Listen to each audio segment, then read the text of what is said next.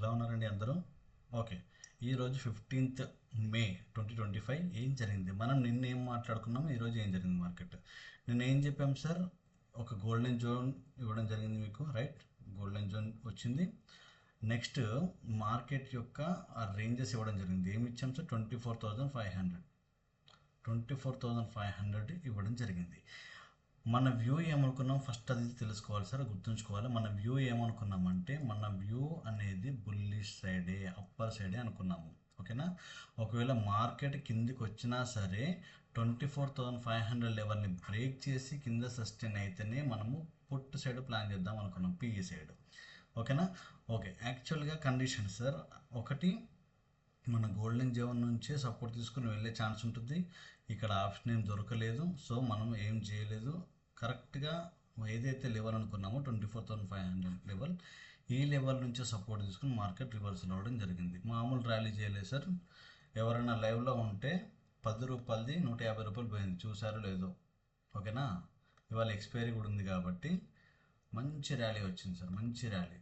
Almost 500 పాయింట్లు Nifty momentum ఇచ్చిందంటే అర్థం చేసుకోండి.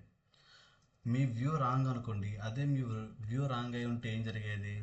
మీరేమో పుట్టు సైడ్ కూర్చుంటారు, ఇక్కడ మార్కెట్ మీ డబ్బులు తీసుకుని పోతూనే ఉంటుంది.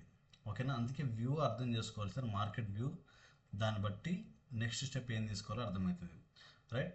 బ్యాంక్ నిఫ్టీలో కూడా ఏం జరిగింది? బ్యాంక్ నిఫ్టీలో కూడా ఓపెనింగ్ అయిన తర్వాత రిట్రేస్మెంట్ సార్, ఇదేం లేదు, రిట్రేస్మెంట్. నన్ను అడిగితే నేనేం చెప్తానంటే, ఎవరో ఒక ట్రాప్ కావాలి కదా. ఎవరెవరు ఉంటారు మార్కెట్లో? బయ్యర్స్ కానీ సెల్లర్స్ కానీ, రైట్? బయ్యర్స్ కానీ సెల్లర్స్ కానీ ఉన్నప్పుడు ఇద్దరికి డబ్బులు వస్తాయి సార్? రావు కదా, ఎవరికో ఒకరికే వస్తాయి కదా. ఓకేనా? దీంట్లో ఒక ట్రాప్ అయితే ఇంకోరికి ఎక్కువ డబ్బులు వస్తాయి, గ్యారంటీగా డబ్బులు వస్తాయి. అలాగా ఇక్కడ ఫస్ట్ మార్కెట్ మీ అందరికి ఏం చూపించింది అంటే, మార్కెట్ ఫాలో అవుతున్నట్టు చూపించి, ఇదిగోండి మీకోసం వెయిట్ చేస్తున్నారండి, నేను ఇంకా ఫాలో అవబోతున్నా అని చూపించింది. ఓకేనా? First trap. సెకండ్ ట్రాప్ ఏం చేసింది? హైని బ్రేక్ చేసేసి డోజీ ఫామ్ చేసింది ఇక్కడ. ఓకేనా? ఇక్కడ కూడా ఏం చేసింది? హై బ్రేక్ చేసిన తర్వాత పైన క్లోజింగ్ ఇచ్చింది, బయర్స్ని ట్రాప్ చేసింది. ఓకే. కానీ సెల్లర్స్ ట్రాప్ అయినప్పుడు స్టాప్ లాస్ ఇక్కడ ఉంటుంది, హిట్ చేసేసింది. బయర్స్ ఎంటర్ అయినప్పుడు స్టాప్ లాస్ ఇక్కడ ఉంటుంది, హిట్ చేయలేదు. సింపుల్ లాజిక్ కదా. మీకు బయర్స్ సెల్లర్స్ స్టాప్ లాస్లు ఎక్కడ ఉంటాయో తెలిస్తే ఆ స్టాప్ లాస్ హంటింగ్ జరిగిన తర్వాత మార్కెట్ ఏ విధంగా మూవ్ అవుతుందో అర్థమవుతుంది. ఓకేనా? సెల్లర్స్ ట్రాప్ అయినప్పుడు స్టాప్ లాస్ ఇక్కడ ఉంటుంది, దీన్ని ఈ క్యాండిల్ హిట్ చేసింది. ఇక్కడ బయర్స్ ఎంటర్ అయ్యారనుకున్న బయర్ స్టాప్ లాస్ ఇక్కడ ఉంటుంది, వీళ్ళు స్టాప్ లాస్ ఇంకా హిట్ కాలేదు, సో బయర్స్ యాక్టివ్లో ఉన్నారు. ఇదే కాకుండా నిన్న మనం చెప్పుకున్న కండిషన్స్, మార్కెట్ వ్యూ బుల్లిష్ కాబట్టి మనం ఏం ఆపర్చునిటీ ట్రై చేయాలంటే బుల్లిష్ ఆపర్చునిటీని ట్రై చేయాలి ఈ రోజు వ్యూ వరకు. ఫైన్. సో అనుకున్నట్టుగానే నిఫ్టీలో, బ్యాంక్ నిఫ్టీలో మంచి ర్యాలీ వచ్చింది, మంచి టార్గెట్స్ వచ్చాయండి. నేను టెలిగ్రామ్లో అప్డేట్ ఇచ్చాను 210కి, ఇంతమంది చూసారు. 210 అంటే ఇక్కడ సార్ ఇదిగోండి ఈ క్యాండిల్లో నేను అప్డేట్ ఏమని ఇచ్చానంటే, మనం అనుకున్న టార్గెట్ అయిపోయింది అనుకున్న తర్వాత మార్కెట్ పోయిందా సార్? అక్కడ నుంచి రివర్స్ వచ్చింది కదా. అట్లీస్ట్ మార్కెట్ టార్గెట్ అయిపోయిందన్న సంగతిని అర్థం చేసుకోండి. ఓకేనా? ఇక్కడ ఎంటర్ అయ్యే వాళ్ళు ఉంటారు చాలామంది, ఇక్కడ ఎంటర్ ఏదో సాధిద్దాం, ఇంకేదో ఉరుకుతుందేమో, మార్కెట్ డబ్బులు తీసుకుందాం. ఉండదండి, మార్కెట్ ఒక రోజుకు కొంతవరకు పోగలుగుతుంది, అది అయిపోయింది. అందుకే 210కి టెలిగ్రామ్ ఛానల్ చూసుకుని సార్ 210కి అప్డేట్ ఇచ్చాను, మనం అనుకున్న టార్గెట్ అయిపోయింది అని. ఆల్మోస్ట్ మార్కెట్ ఇక్కడికి నుండి కిందకి వచ్చింది తప్ప పైకి అయితే వెళ్ళలేదు, రైట్? రేపటి కండిషన్ ఎలా ఉంటుందో చూద్దాం. రేపటి కండిషన్ చూస్తే ఇది golden zone sir. Golden zone levels ఒకసారి చూడండి. 24,981 అనేది మీకు గోల్డెన్ జోన్లో లెవెల్. ఇది కొంచెం గోల్డెన్ జోన్ పెద్దగా ఉంది కాబట్టి, దట్టు రేపు ఫ్రైడే కాబట్టి ఆచితూచి చేయండి.